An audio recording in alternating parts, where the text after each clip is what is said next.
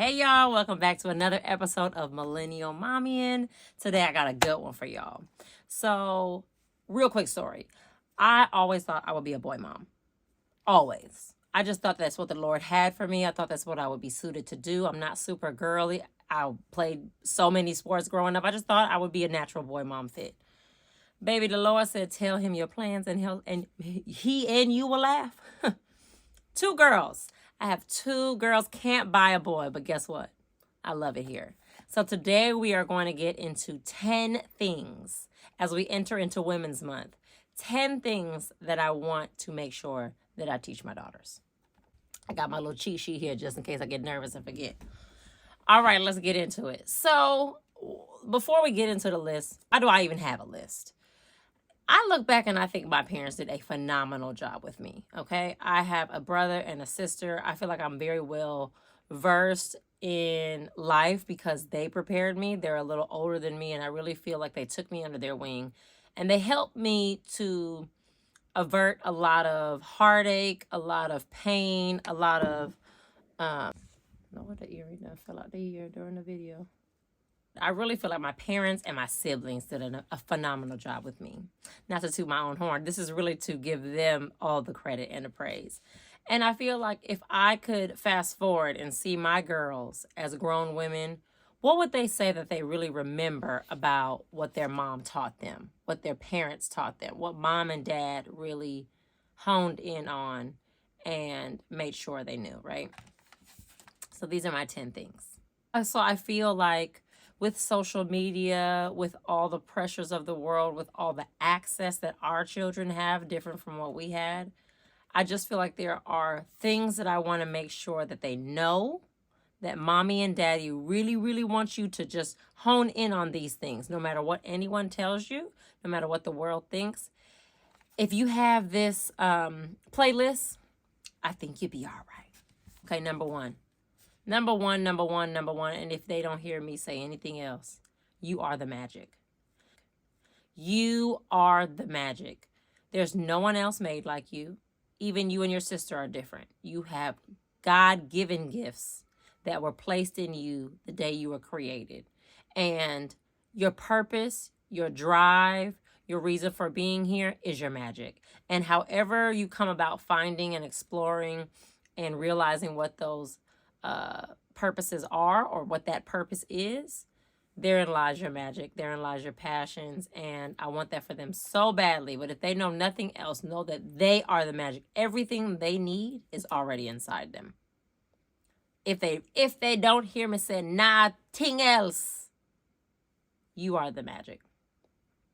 A little caveat to that, semicolon, you are the magic, but practice. Don't just know that God blessed you and that you're favored and all these things and think that things are just going to fall in your hand. You got to work hard. You got to work hard. You got to practice, and you got to go for your dreams. Number two, and this is a little ways on because they're 5 and 1, but I will always come get you. Your mother, your father, you will always, no matter where you are, no matter how you got there, no matter why you're there, tell me the address, drop the location, and we will be there. No questions asked. I feel like that's super important because I think so many children get in trouble trying to get out of situations that they shouldn't have been in, but trying to hide it. And if they can feel comfortable enough, not to abuse it, but to know that their parents will always be there when they're in trouble, while we're here, of course, and when we can, I feel like that shifts something that creates protection and that creates a sense of, damn, my parents really got me. Like, I was in this party, I done got drunk, wasn't supposed to drink, wasn't supposed to even be here, but here they are to come get me. All right, number 3, self-care is not selfish, nor is it negotiable. If you don't take care of yourself, who will? And in raising daughters, I want them to know that now. And that's why I'm showing them that in action. Because these kids, they watch our actions more so than they listen to our words, and we know that. You want to try some? No, thank you. Number 4, learn to enjoy your own company. I feel like this is something that can be instilled really early on. And a lot of times as young women, young adults, that's when we're starting to really start to learn how to enjoy our own company. But if you learn from a younger child and can play independently and really be in there having fun with your own toys, Those are the seeds. Those are the seeds to create that independence so that you're not depending on company. You're not depending on a man. You're not depending on friends. You're not depending on colleagues to have a good time. You can enjoy your own company. And that's when you really get to see, like, what is it that I like without any outside distractions, without any outside noise from social media, from the news and all these, outlets. What is it that I like to do? Enjoy your own company. Number 5, always leave the house presentable. You do not have to be decked out in the nines, but there should never be a day in your life that you leave the house where you walk past a mirror in the store or in the airport or what have you, and you're like, ooh, I should have tried it again. You should always leave the house presentable because you never know who you're going to see in the street. And your image is the first perception that people have of you. You never know. You could be walking into a store and someone wants to hire you right away because you have the look or you have the walk, you have the energy. 2024, things are different. The foundation of business, the foundation of success is different. It looks different and it can be in different places and spaces. So always leave the house presentable. Again, that does not mean you have on a full face of makeup and decked out to the nines, but you do not have to look like who did it and why. Ever. Number 6, are we on 6 or 7? 8, it doesn't matter because I have mom brain, but period. And number 6, if you're going to be your biggest critic, be your biggest cheerleader. CNCs or fan, whatever you want to call it. If you're going to be your biggest critic, if you are going to continue to say, I didn't do X, Y, and Z, I could have did better in X, Y, and Z, make sure you are also that one that's like, baby, you did that. You did that, girl. Yes, I love how you wrote that cursive letter. Oh, I love how you did that cheer. Oh, I love how you wrote that poem. Oh, I love how you walked in that room and took over and did that debate. And, oh, girl, you killed it. Make sure if you're beating yourself down, you are the one that's beating yourself up to the highest level. Because if you aren't that for yourself, you cannot depend that someone else will be that for you. Number 7 or 8, I don't know. Quality over quantity in every relationship. In every relationship. You can't tell me one relationship where this doesn't apply. Quality over quantity in your friendships, in your romantic relationships, with your colleagues, with your associates. Quality over quantity. One good friend will beat out 100 any day of the week. Any day of the week. Remember that. Number 8.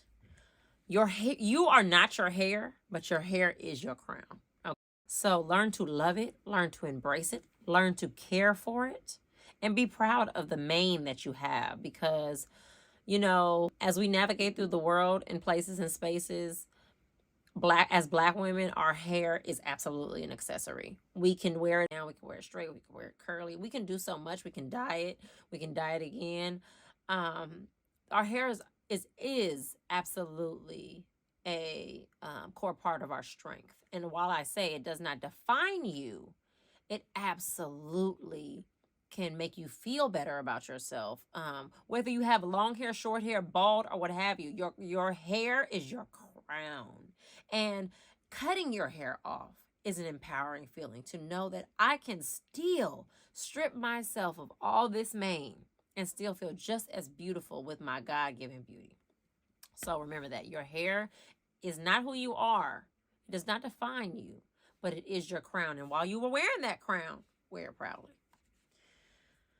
Number 9, and I almost made this number 10 to cap it off because, baby, just because you can does not mean you should. And this goes in so many facets. Just because you can doesn't mean you should work like a dog. Just because you can doesn't mean you should do things for other people when they can do it for themselves. Just because you can doesn't mean you should follow someone else that you know is wrong or follow someone else, period. Just because you can doesn't mean you should. I mean, through and through and through. I think this goes with number 1. That you're the magic. If they don't hear nothing else, you are the magic, and just because you can doesn't mean you should. I'm gonna start saying that more and more now as them being this small, because that needs to be ingrained. Lastly, Be unapologetically yourself. You are going to change. Your magic is going to sprinkle different colors. And remember to always stand in that. Be unapologetically yourself. You may walk into a room and guess what? You're not their cup of tea. Shame on them. Always be true to you. I mean, I am a testament to that even now. Here I am trying to grow a channel, grow a business, and I'm being so true to who I am and what I believe in. And that is the superpower of mommyin. And no, the millions have not found me yet, but they will. And I'm going to continue to be unapologetically myself because I know it's important. I know there's women suffering in the dark. I know there are people suffering in silence because we're overworked and underpaid as moms. So one thing that I'm going to continue to do is to communicate with my girls. That my list may change, but I think I have a pretty strong list of 10. And I implore you to do the same activity. Do the same thing with your girls. Come up with a list of 10, or with your sons. Come up with a list of 10 things that if you were gone tomorrow, you would want them to know today. All right, so this is another episode. We're entering March, and we're going to love it here. We're going to do it. We're going to do it. We're going to do it. I have some fun videos lined up for you guys. I hope that you continue to watch, comment, subscribe, share. We are in a growing space. If you have ideas for me, I am not above any. So until next time, love you, mean it.